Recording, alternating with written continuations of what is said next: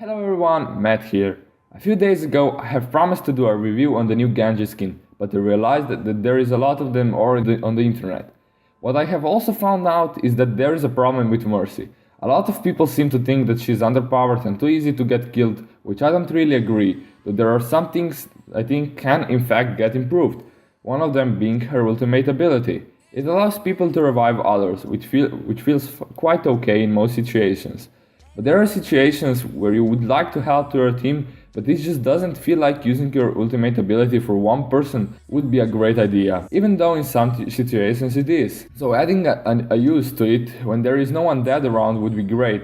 Right now she is a single target heal hero, so in addition to resurrecting teammates, I'd add a full heal or at least a brief heal ability to non-fallen teammates in range, just to add a use when when no people feel like dying. However, this would need a lot of testing. The addition of area healing ability could be overpowered, but to me it just feels like it would need some improvements, not just buffs to her primary healing ability. Also, some people say that her Kadosha's blaster is also underpowered, however the statistics show the opposite. If you compare it with the Diva's light gun, when she is ejected, which is considered to be very good by the majority of people, according to the wiki, Mercy's damage output is slightly bigger. To be exact, Diva's light gun does 14 damage per shot and can fire 7 rounds per second, which give a total of 98 damage per second, while Mercy's does 20 damage and can fire 5 bullets per second, which gives us a DPS of 100. It's not much of a difference, but with addition to the reload time being only 1 second, it can feel quite powerful. It's worth mentioning that all the other stats are just the same. So the problem I think isn't her gun, but in fact that she can use her gun to damage and the Dos's staff at the same time, which makes her really one-sided in comparison to other support heroes which can damage as well. Also, her health pool seems a bit low if you combine the fact that she can't really defend herself, but if you play her carefully, it's just fine.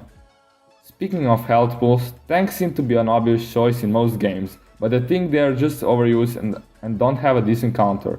Their health pool and damage just make them the most viable choices, and you don't see a lot of damage heroes in games these days. So in my opinion, we would need something new to counter them.